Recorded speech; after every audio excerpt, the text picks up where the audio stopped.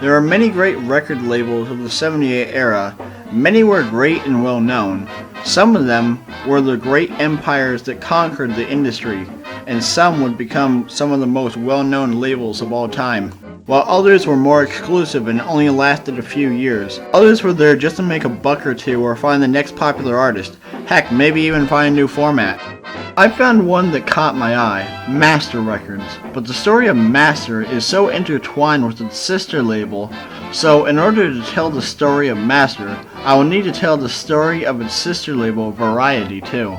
This is a very unique story about two almost unknown record labels and the strange business practices that need to be told. And to tell this story correctly, we need to go back to October 1936 in the Big Apple, aka New York City. Lucky Strike presents.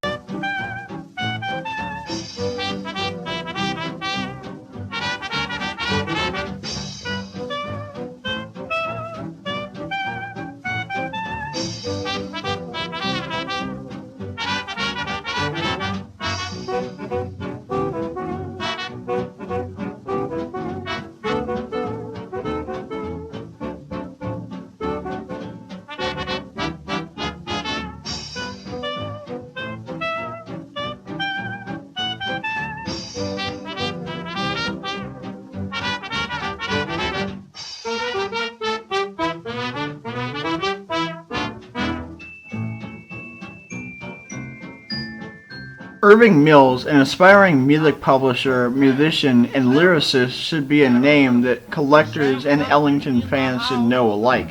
It's hard to come across an Ellington record without seeing Irving Mills' name. Also, Mills practically made Ellington who he was. He's the whole reason that the Cotton Club existed, Mood Indigo, The Mooch, and more songs as well. Mills and the present controller of the American Record Corporation, Herbert Yates, decided to make two record labels for Mills himself to manage and produce his own way. Though Mills talked about the idea of making a label since early in the year, now it would start to begin to take place. The labels were to be called Master and Variety. Both would be run by the same main head company called Master Records Incorporated. Variety's name would be partially inspired off of the Variety magazine. Another member that became essential to the company was a small writer and producer, Helen Oakley, that attended and arranged a Duke Ellington concert in Chicago back in April. Mills told her about his plans and she was quick to hop on board. She would help organize talent and produce records. So, with all the main members together, the labels were announced to the public that next month. Late in December, Mills and Ellington were over in Hollywood working on a movie of Ellington's. While there, Mills had Ben Pollack, Duke Ellington, the Five Jones Boys, and Dude Skilles with his Vine Street Boys record some test pressings, or masters, while in a recording studio between the 17th and 21st of December. Almost all of these records Mills would take with him back to New York to release on both labels, once up and operational. So, as 1936 ended and 1937 began, the labels were almost ready to start releasing records.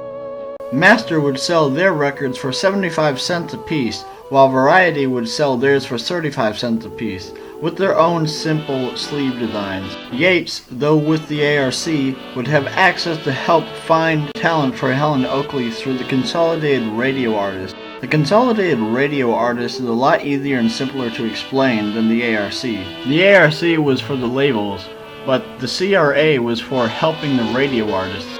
But the CRA rivaled the ARC, but Master and Variety were made from the ARC, and were allowed to press records because of the ARC. Little is known about the ARC's initial reaction to two labels working with a competitor.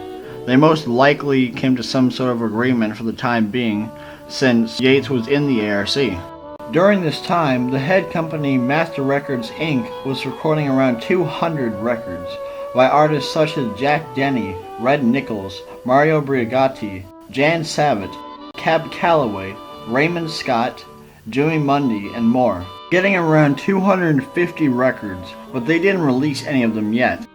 In March, they had an opening night party at the studio, where Chick Webb, Artie Shaw, and Benny Goodman performed there.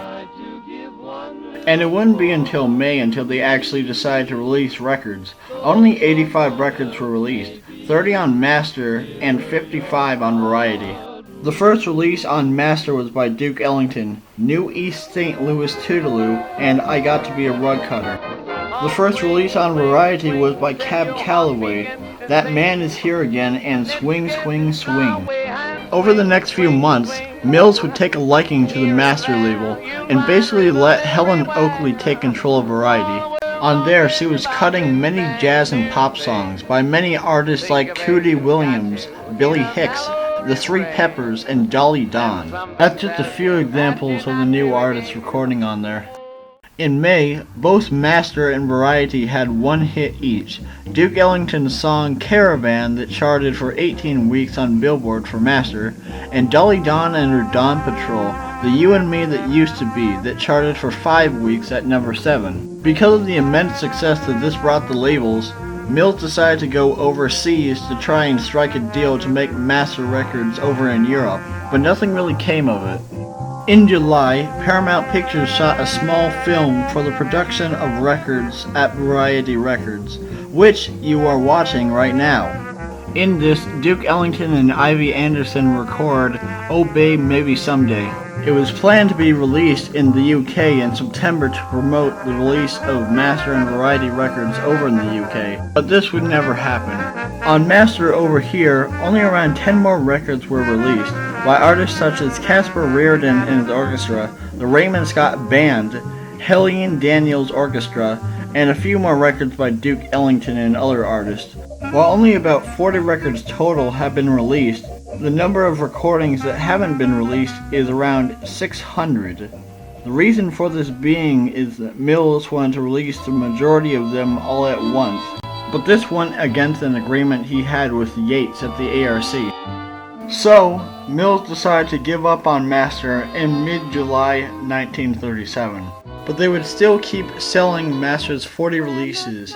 Mills would end up keeping the cheaper Variety label instead. Helen, Irving, and Yates would still continue with Variety while they left Master to the side.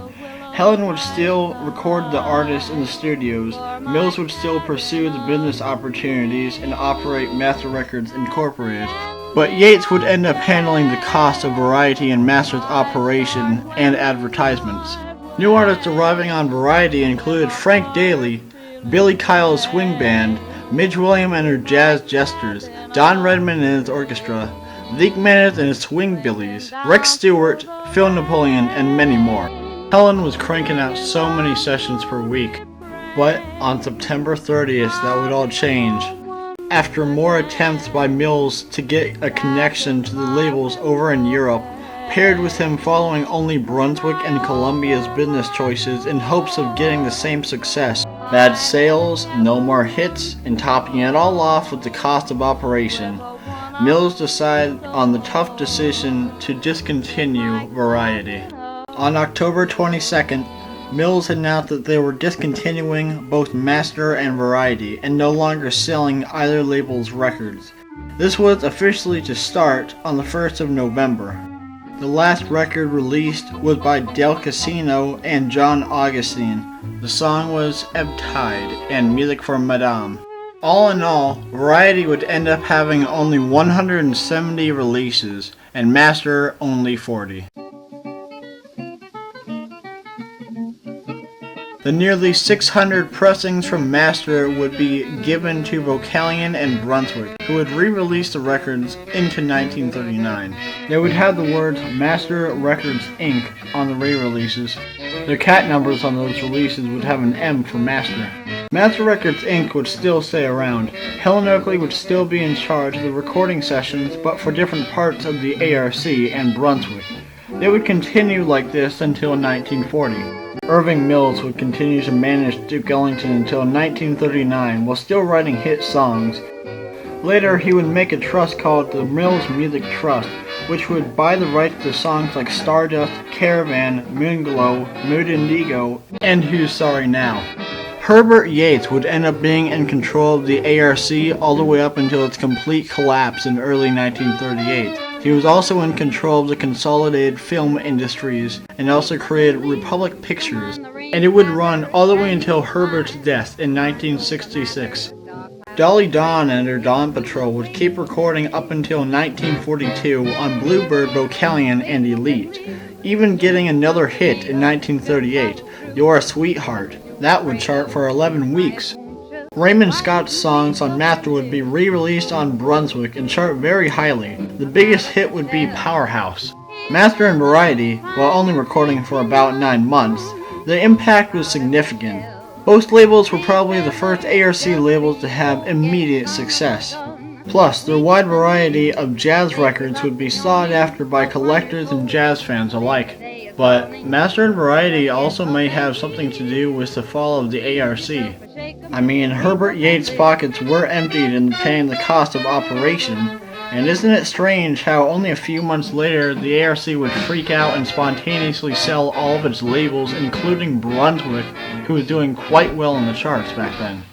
Could the cost of 2 small single-series labels do that?